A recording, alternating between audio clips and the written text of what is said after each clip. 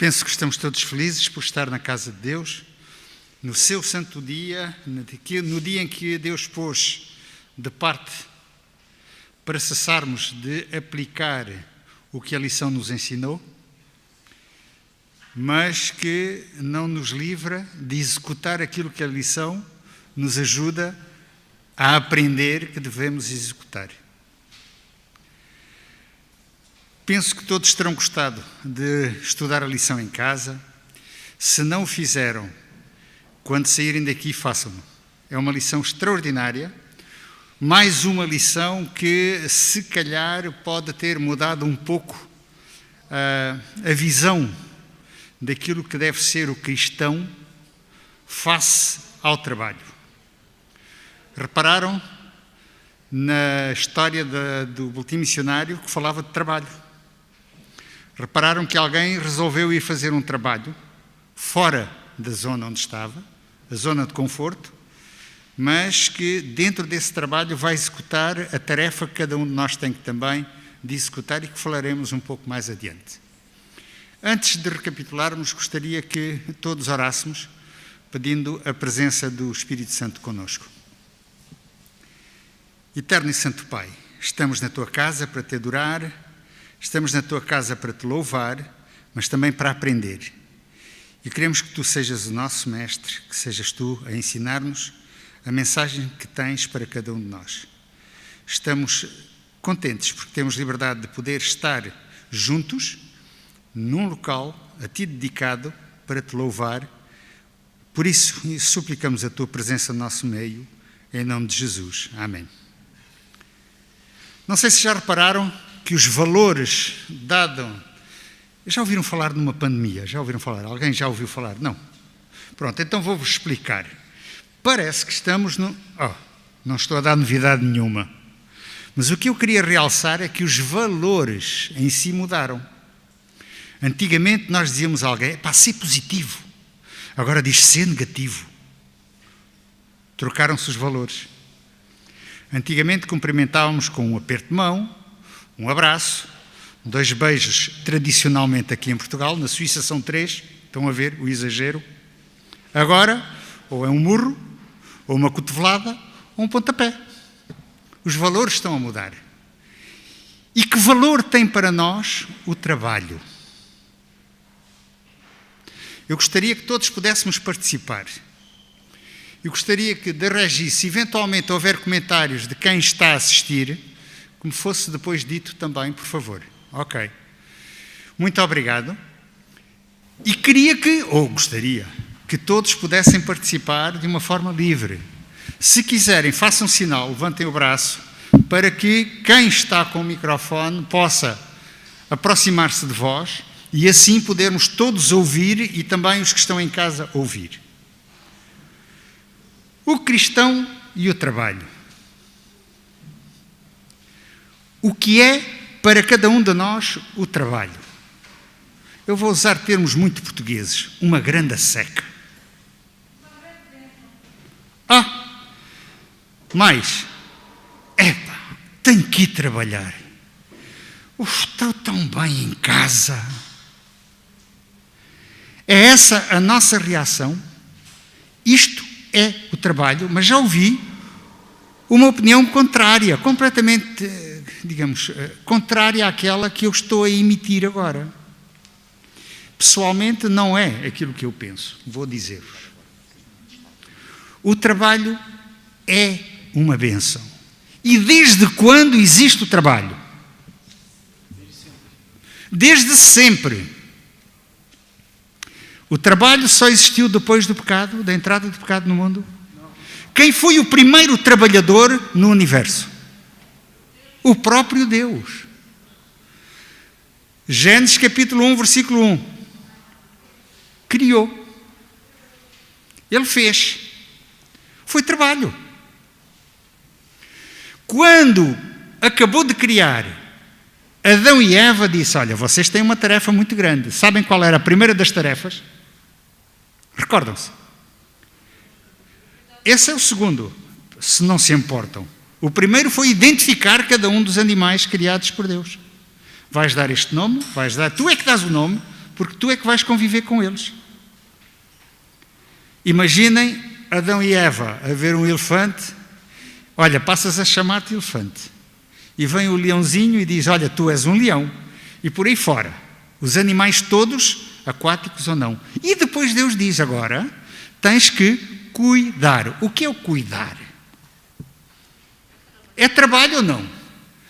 Eu falo diretamente para quem, por exemplo, cuida de crianças. Quer seja em casa, como ama, quer seja numa instituição para isso organizada. O que é que eles estão a fazer? Estão a cuidar de crianças que não são suas. Qual é a recompensa do trabalho? Qual é a recompensa do trabalho? De uma forma geral. Não há recompensa, não vale a pena trabalhar. Qual era a recompensa de Adão e Eva com o trabalho? Comiam do fruto do seu trabalho. Cuidavam do jardim, o jardim retribuía dando alimentos, dando tudo o que eles tinham e tudo o que necessitavam. E para isso, depois, tinham proveito próprio. E hoje em dia, como é? Não é a mesma coisa? Eu vou trabalhar, a minha entidade patronal dá-me um ordenado todos os meses. E é com esse ordenado que tenho as minhas contas para pagar.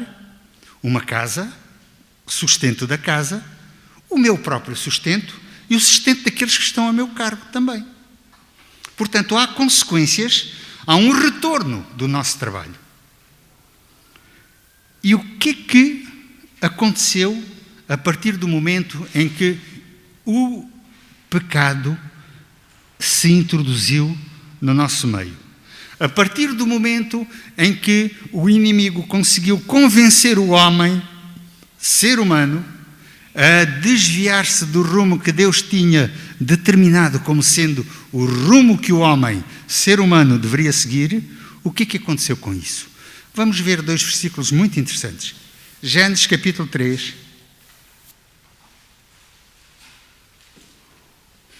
Versículo 15. Sobretudo a última parte, quando Deus fala diretamente com Adão. Ele fala com Adão, na segunda parte do versículo 15, nós lemos o seguinte. Perdão, do versículo 17, assim aqui é. Versículo 17, eu peço desculpa, o versículo 15 é a primeira profecia que foi determinada e foi dita por Deus diretamente. Em fadiga comerás da terra que tu vais trabalhar todos os dias da tua vida. Reparem, até ali o trabalho era um ato alegre. Adão provavelmente, quando acordava, depois de um descanso, que não precisava descansar, mas era bom. E Deus deu a noite para isso. E quando acordava, vou trabalhar. E certamente que não ia, mas que grande seca. Não acredito. Para ele seria um grande prazer. E agora, Deus diz, por causa da tua desobediência, há uma consequência imediata. Em fadiga comerás. E agora vem o versículo 19, que digamos que dá mais detalhe acerca desta fadiga. Diz que do suor do teu rosto comerás o teu pão, até que tornes à terra. Isto não aconteceria se o homem não tivesse pecado, transgredido, não retornaria à terra. A vida seria eterna. Porque dela foste tomado, pois és pó, e ao pó tornarás. Muito bem. O trabalho deixou de ser uma bênção por causa disto? O que é que acham?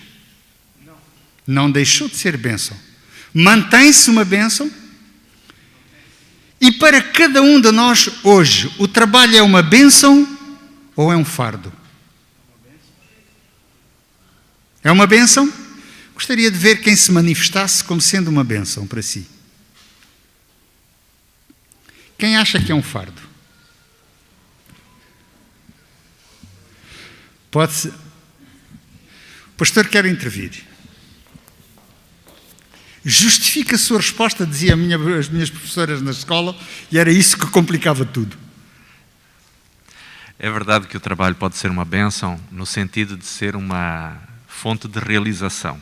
Contudo, existem milhões e milhões de seres humanos nesta terra que não fazem aquilo que gostam, têm que se subjugar por vezes a trabalhos que não dignificam as faculdades com as quais eles foram dotados por Deus, não se sentem realizados nem se sentem felizes naquilo que fazem. Fazem-no apenas porque é a sua única fonte de subsistência. E por isso, para muitos milhões de pessoas, e talvez muitos daqueles que estamos aqui também, que não têm o privilégio de fazer aquilo para o qual se sentiram vocacionados, mas também a verdade é esta. Também existem situações em que na nossa vida nós podemos nos sentir vocacionados e gratos pela oportunidade que a vida e Deus nos deu de fazermos aquilo que de fato gostamos. Contudo, nem sempre a condição em que vivemos deste lado da eternidade nos permite uma absoluta e completa sensação de realização. Há momentos em que o trabalho é espinhoso e a obtenção de resultados é desproporcional em relação ao esforço que se faz. Muito obrigado. O pastor adiantou-se ligeiramente àquilo que eu queria dizer, mas agradeço imenso porque já não preciso de o dizer. Na minha prática diária, na minha atividade diária, eu vejo muitos adolescentes. E não sei se repararam numa frase que dizem que os judeus dizem que não ensinar uma arte a um jovem, a um adolescente, é quase que empurrá-lo para a delinquência. Jesus tinha uma profissão ou não? A nossa lição é muito clara, que diz que ele tinha uma profissão. Qual era? Carpinteiro. Aprendeu com quem? Com o melhor mestre que ele poderia ter aqui na terra. O seu próprio pai. Seria o melhor mestre. O pai executou a sua função ou não?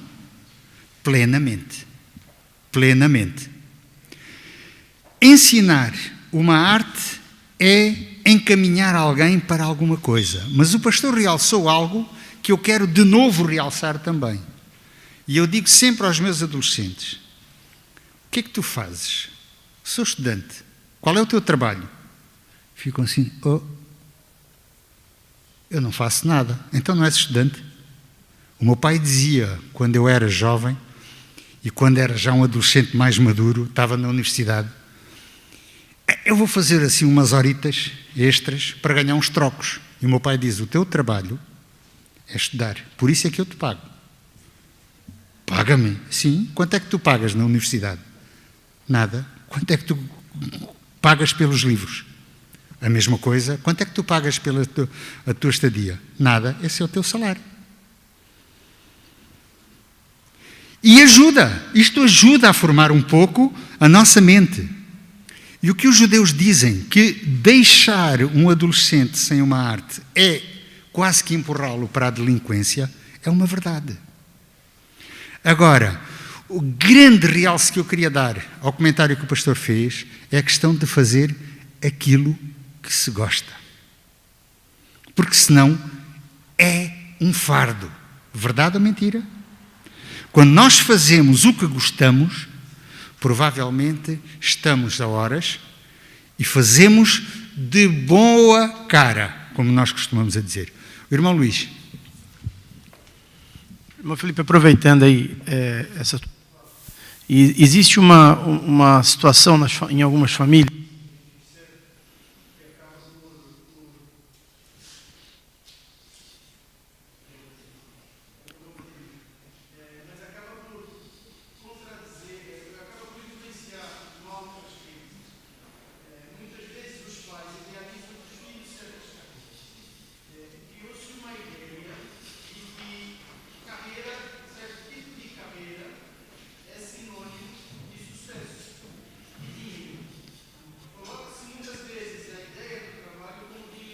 Ora bem.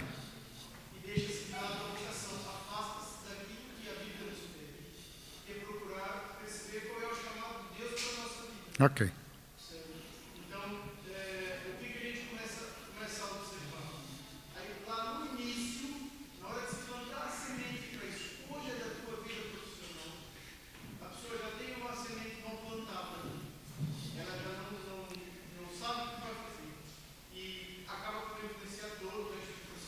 Ok. Eu vou tentar resumir o que o irmão Luís diz, com muito a propósito. Muitas vezes, os pais, tentando influenciar os seus filhos numa boa via, estão não a, digamos, ajudá-los a criar um gosto pelo trabalho, mas até certo ponto empurrá-los, entre aspas, para uma profissão que eventualmente terá muito sucesso. E o que é o sucesso neste propósito? Qual é a manifestação primeira do sucesso? O bem-estar económico. E então realçam mais o bem-estar económico do que propriamente o bem-estar tout court, como dizem os franceses. Só o bem-estar físico, mental, social. Esta é a definição de saúde pela Organização Mundial de Saúde, o pleno bem-estar, mas há um quarto elemento, que é o espiritual também. Este quarto elemento é tão importante como os outros três que nós mencionamos. E é isso mesmo. O meu pai sempre me idealizou como advogado. Eu penso que já terei dito isto. E como eu não conseguia contradizer o meu pai, quando eu deveria ter passado a português, chumbei. E o meu pai só percebeu isso quando eu estava no segundo ano, ou a caminhar para o segundo ano da faculdade. E ele disse, tu não me digas que tu chumbaste a português de propósito. E eu disse, foi. O meu pai percebeu tudo. E porquê? Porque ele queria ser advogado e então focalizou no filho a sua pretensão pessoal. Isto é muito importante, nós ensinarmos os nossos filhos, primeiro, a gostar de alguma coisa. É muito importante. E segundo, investir naquilo que gostam. E isto é muito importante, porque uma pessoa se tem o fardo de ir trabalhar aquilo que não gosta ou não quer, mas que peso para a vida. Arrastar um peso enorme para a vida inteira. Agora, como é que nós podemos saber aquilo que será o ideal para nós? O pastor? Mais importante do que a questão vocacional, como o Filipe está a mencionar, e é extremamente importante isto. É doloroso para um ser humano que tenha que despender 40 anos de vida a fazer alguma coisa para o qual não está vocacionado ou que não se sente realizado. Mas a verdade é que muitas vezes a vida nem sempre permite a todos os seres humanos o privilégio de se formarem ou de fazerem aquilo para o qual, de facto, se sentem vocacionados. E isto, enfim, é algo que nem sempre é fácil. Mas há uma coisa que nós, sobretudo como pais, como tios, avós, igreja, podemos fazer, sobretudo com as nossas crianças, que é ensinar-lhes a laboriosidade, ou seja, é o gosto de trabalhar pelo prazer de trabalhar, ou seja, ter gosto em realizar alguma coisa. E mesmo que não nos sintamos completamente vocacionados para aquela área específica de serviço, se temos gosto pelo trabalho, se temos prazer em fazer alguma coisa bem feito, vamos acabar por encontrar algum prazer na sensação de realização que isto possa trazer, ou que o trabalho nos possa trazer. Por isso, tão importante, e a grande sabedoria da cultura judaica de ensinar as crianças a fazerem alguma coisa, terem uma profissão, como Paulo, que apesar de ser um grande intelectual, estava vocacionado para ser um doutor da lei e um membro do Sinédrio, contudo, ele tinha uma profissão manual que era o de fabricante de tendas. Um professor doutor. Paulo era um professor doutor. Hoje em dia, numa faculdade, seria o senhor professor doutor, reitor, não sei de que área, mas enfim, da área que ele mais sabia, que era da palavra de Deus, não é? É uma verdade, pastor, e isso é muito importante a gente saber. E é muito importante cada um de nós procurar também, como dizer, diversificar um pouco a abrangência do nosso trabalho. Essa é uma tarefa dos pais. Essa é uma tarefa de nós, avós. Vermos as nossas crianças, quais são as suas propensões, quais são as suas tendências, já nas brincadeiras. Ver que uma criança, por exemplo, gosta muito de desenhar, tem um espírito inventivo muito bom. É nessa área que deveríamos tentar canalizar e ver se essa criança consegue desenvolver uma arte para si. Alguém que tem um espírito de cuidado para com os outros e que gosta sempre de ajudar. Poderia ser alguém que poderia trabalhar dentro de uma profissão qualquer em que haja relação com os outros seres humanos. É uma forma de ajuda. Tudo isso depende muito da nossa observação, depende das brincadeiras que nós eventualmente possamos ter com as nossas crianças, o tempo que despendemos com elas. E hoje em dia, infelizmente, mesmo aqueles que estão em dito teletrabalho, hoje, atualmente, 2021, dezembro de 2021, há imensas famílias que estão, os chefes de família, em teletrabalho. Às vezes pensamos que o teletrabalho trabalha quando quer. Não é tanto assim. A pressão é imensa sobre aquele trabalhador. E muitas vezes, e eu já tenho visto isto, há reações negativas dessas pessoas no sentido de deprimirem um bocadinho mais do que os outros que estão em contacto direto com os outros. Nós somos seres gregários.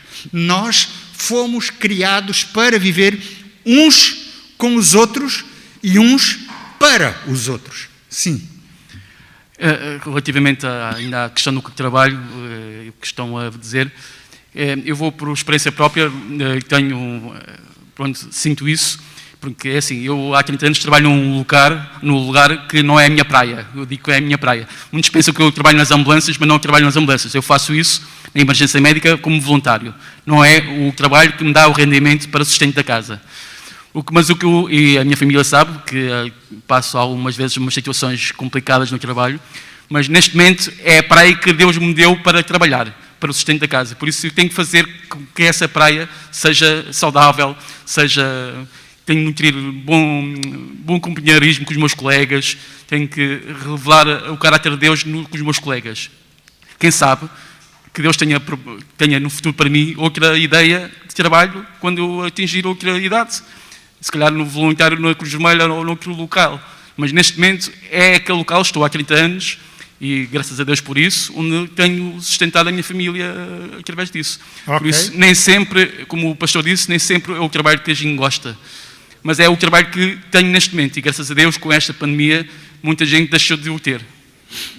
O irmão Luís? Pois parece que em Gênesis 3, no verso 19 e no 17, Deus está nos dando uma advertência. Ele não está nos... Assim, muita gente pensa como isso é uma forma de um castigo. Estou a te castigar agora, você vai ter que trabalhar. Mas o que Deus quis dizer? Quando vocês trouxeram o pecado para o mundo, que foi o que Adão e Eva fez, a consequência disso, já saibam disso agora, é que aquilo que era prazeroso e agradável vai deixar de ser. Então tenham atenção, continuem a trabalhar. Mas saibam que muitas vezes vocês vão carregar um fardo que antes não carregariam. Ele está dando um sério alerta para que as pessoas não façam, como a gente sabe, como o pastor falou, pessoas que às vezes não tiveram a sorte de estar no lugar onde elas queriam estar e vivem de uma maneira totalmente desgostosa e triste. Uhum. É uma bela advertência que Deus faz no livro de Gênesis.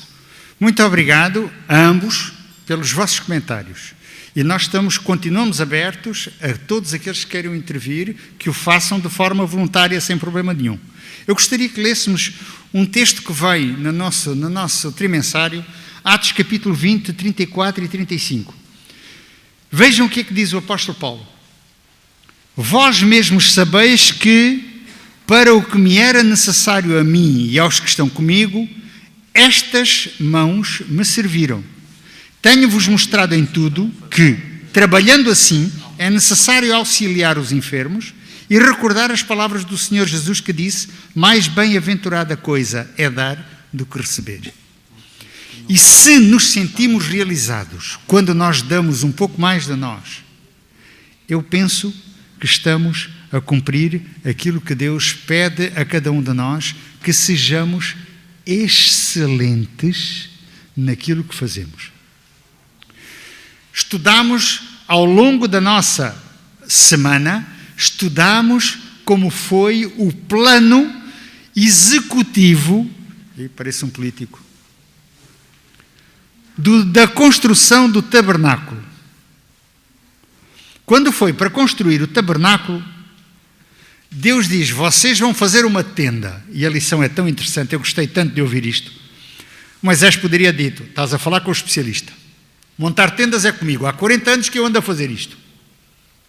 Eu vivo para o deserto, tiro a tenda aqui, no dia seguinte ponho outra. Havia melhor especialista para montar tendas? E eu disse, amigo, espera aí um bocadinho, tu não sabes nada daquilo que eu te quero dizer. Ouve primeiro. E este é um dos problemas que nós temos, é não pararmos para ouvir. É um problema grave, muitas vezes. Não darmos tempo a que Deus nos fale. Se calhar Deus está a falar connosco, mas o nosso ruído é tão grande que não ouvimos a voz de Deus.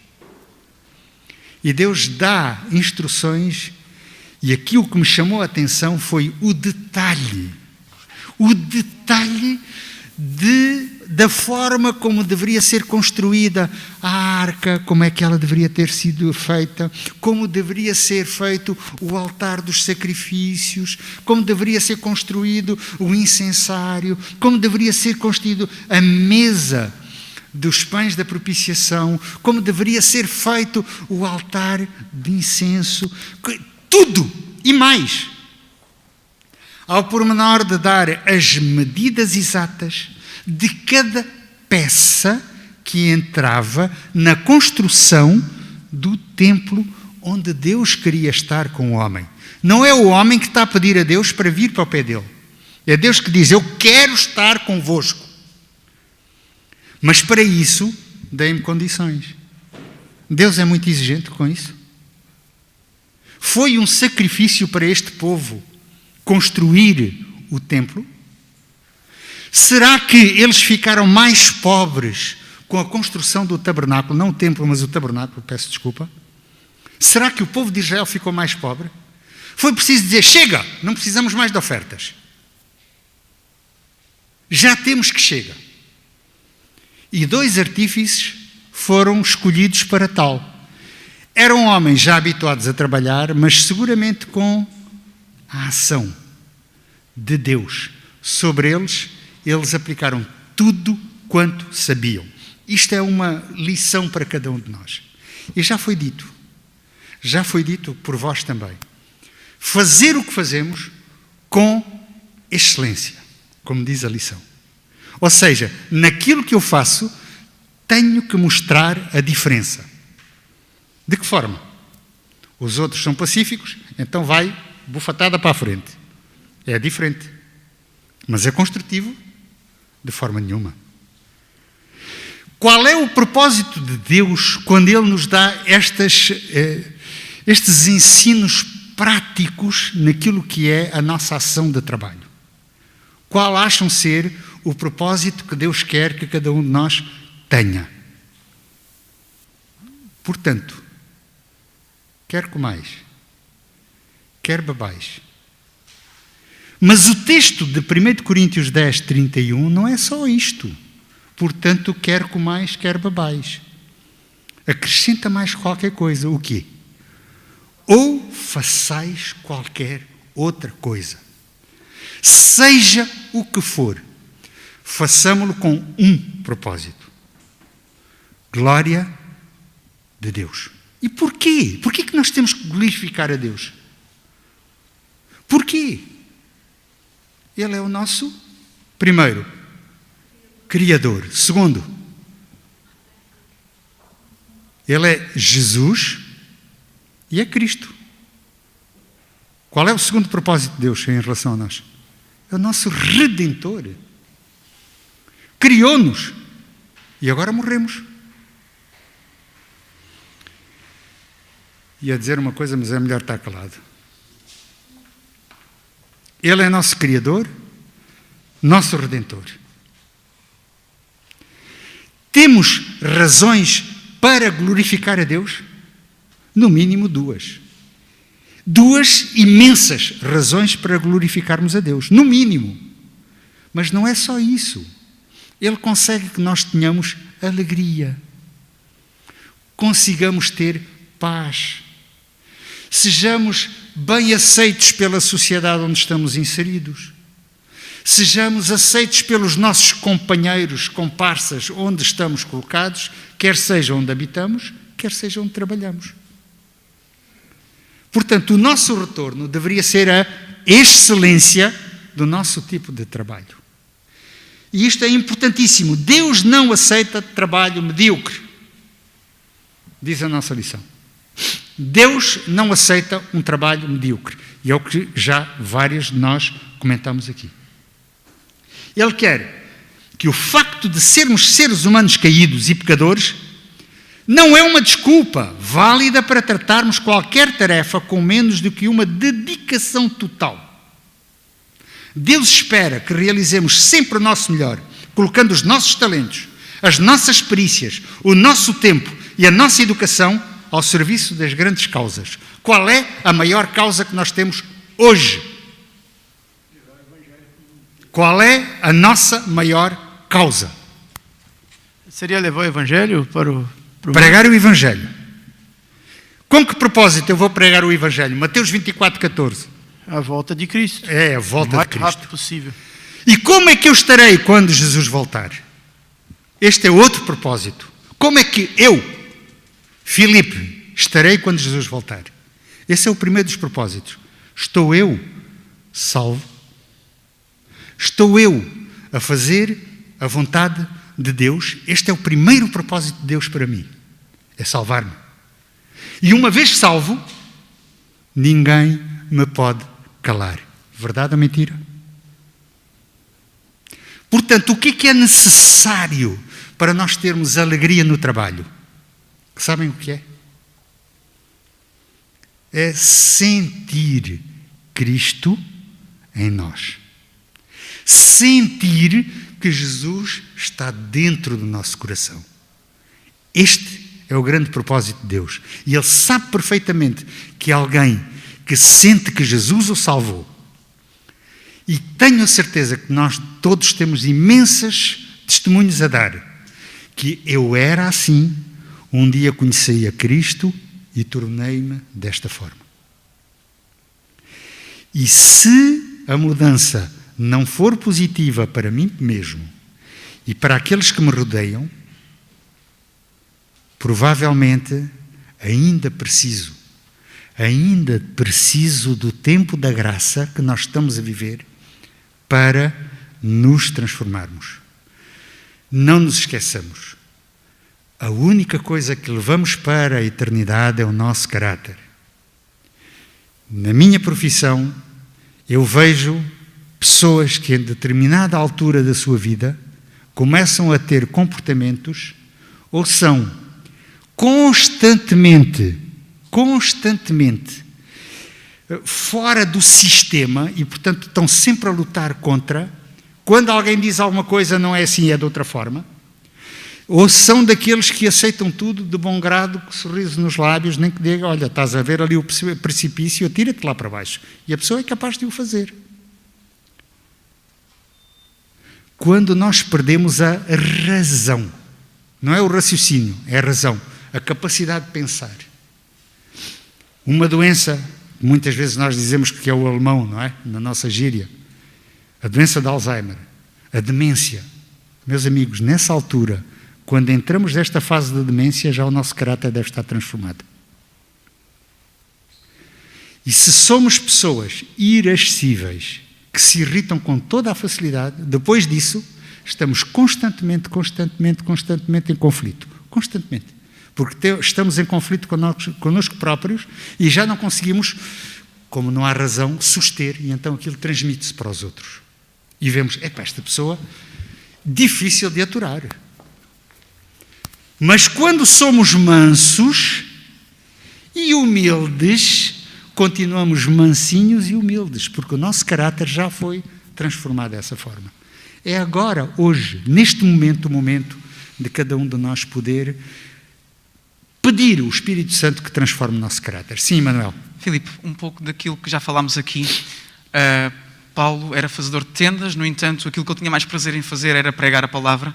Jesus também, uma das coisas que ele mais gostava era ser pescador de homens. No entanto, ele também tinha um ofício que era ser carpinteiro. Falaste de uma coisa aí da felicidade. Felicidade ou alegria não é um sentimento, é uma pessoa. É o estado de sítio. Ou seja, eu gosto muito desta frase, ouvi uma vez e fiquei com ela gravada na cabeça. Felicidade, alegria não é um sentimento, é uma pessoa, Cristo. Que é Cristo. Ou seja, eu posso gostar muito de fazer um determinado trabalho, posso ser muito bom naquilo que faço, qualquer pessoa pode estudar muito e perceber muito daquela área. Mas se não tiver Cristo com ela, essa pessoa vai, em qualquer momento da sua vida, entrar em depressão. Porquê? Porque a sociedade pede sempre mais, sempre mais, sempre mais. No entanto, quando nós começamos o nosso dia com Cristo, e Ele sim é o autor da alegria, o autor da felicidade, nós automaticamente nos sentimos realizados. Porquê? Porque sabemos que é Ele que está connosco. É Ele que nos motiva. É o Espírito Santo que nos diz aquilo que devemos de fazer, quando fazer e como fazer. É isso mesmo. É aquilo, e é isto que vai, digamos, dar o passo seguinte no estudo da nossa lição, a questão da espiritualidade. A espiritualidade é um estilo de vida. Diz a nossa lição. A espiritualidade é um estilo de vida. Perdão. E o que é o estilo de vida? É só o que eu como?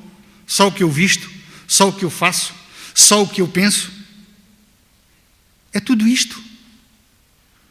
E se Cristo, como dizia o Emmanuel, ocupa o coração, ou seja, o centro do nosso pensamento, da nossa razão, então já estamos num caminho certo para dinamizar mais esta questão da espiritualidade. A espiritualidade é aceitar os outros como são e tentar ajudá-los a encontrar o mesmo Cristo que um dia cada um de nós já encontrou. E isto é uma missão para cada um de nós. É esta a nossa missão. E sem cumprir esta missão, Jesus não volta. Por uma razão muito simples. Ele quer levar para a eternidade todos, não é um, são todos os seres que Ele criou. Só não vai quem não quer. Portanto, depende da nossa vontade, da vontade de cada um de nós, querer ou não ir para a eternidade. É uma missão de todo cristão que conhece a Cristo, portanto se chama cristão, atrair os outros também. O nosso local de trabalho é um lugar privilegiado para podermos pregar Cristo de uma forma viva. Como é que eu posso saber o que Cristo quer de mim? De que forma? É conhecendo este Jesus. De que forma?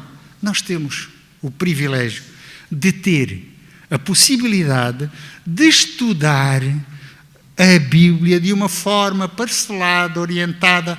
Já sabem qual é o tema do próximo trimestre? Alguém já viu? Isaías.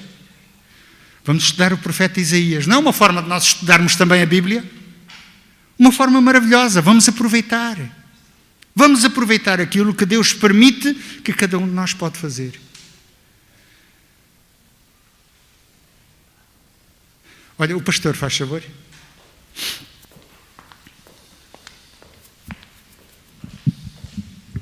Obrigado. Permita-me só contar uma história rápida a respeito deste tópico da espiritualidade e como, ao pormos o coração e a nossa motivação espiritual no trabalho, algo de muito fantástico, de impressionante pode acontecer. Havia um senhor que durante a década de 30 chamava-se Henry Porter.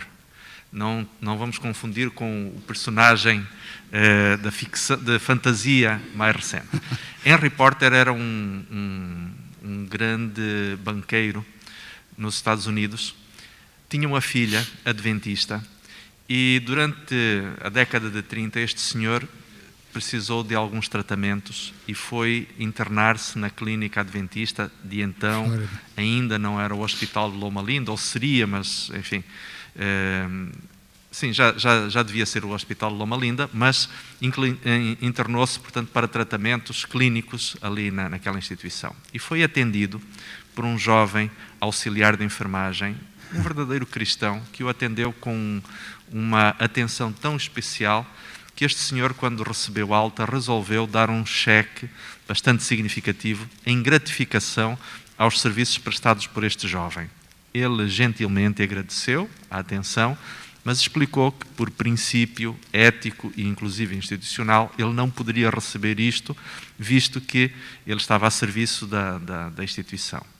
Aquele senhor voltou para casa e resolveu fazer o seguinte: voltou novamente a entrar em contato com o hospital, não para questões médicas ou para tratamentos, mas para se disponibilizar a, na sua cidade, na cidade de Denver, construir-se um hospital. E naquela altura ele fez uma oferta de $300 mil, estamos a falar de 1930, $300 mil era muito mais do que hoje este valor possa ser. E desde esta altura tem estado ao serviço este hospital que recebeu o nome Porter Adventist Hospital, na cidade de Denver, no estado do Colorado. É considerado um dos hospitais nos Estados Unidos que faz parte do top 10. É um hospital adventista. E aqui uma coisa muito interessante é que um jovem auxiliar de enfermagem que fez o seu melhor, com o melhor sorriso e com o melhor do seu coração, acabou por se materializar estes atos de bondade e de genuinidade num dos mais impressionantes hospitais que existem nos Estados Unidos. Não estamos a falar do melhor hospital adventista, mas num dos melhores hospitais americanos. Ora bem, e a lição também conta outra história de alguém que esteve mal num hospital em Flórida e depois no fim vai tentar saber porque que um grupo de profissionais tem uma atitude e outros têm outra. E veio a descobrir que todos aqueles que tinham uma atitude diferente aprenderam a mostrar a diferença na escola onde se formaram. Esta é a missão da educação que vem de fora. Até agora só falámos da autoeducação, autodisciplina. Mas aquela que vem de fora também pode moldar o nosso caráter. A importância das nossas escolas, a importância daquilo que seleciona dentro da escola e da forma como seleciona dentro da escola também. Não é só o que, mas como. Também é importante. E isso pode mostrar a diferença. E esta diferença tem que ser visível na sociedade onde estamos inseridos. Se calhar, alguém já vos disse, mas tu não tens problemas. Tenho. Então, e porquê que tu sorris sempre? Porquê que estás sempre com um espírito mais alegre? Porquê? Porque a nossa vida não se limita agora, ao hoje, ao amanhã, ao daqui a meia dúzia de anos. A nossa vida orienta-se para a eternidade. Eternidade. É para isso que nós fomos criados, para vivermos eternamente. Há um comentário que vem no chat de mensagens que diz: quando trabalhamos com espinhos e ambiente pesado, Deus alivia-nos a carga e a dor. Custa-nos menos e agradecemos o nosso espírito, o novo espírito com que ficamos. Ou seja, não é apenas aquilo que os outros veem em nós, mas aquilo que nós podemos retirar do bem-estar que está à nossa volta. A lição termina com uma parte muito interessante, que é a questão da mordomia. Quando nós falamos de mordomia, falamos de quê? Dentro daquilo que é o nosso ambiente mais próximo, aqueles que somos adventistas do sétimo dia, quando nos fala em mordomia, vem logo uma questão muito simples: dinheiro. E quando falamos de mordomia, habitualmente limitamo-nos ao dinheiro. Ponto final. Não é o dinheiro. Não é o dinheiro apenas. Mordomia é ser mordomo. O que é um mordomo?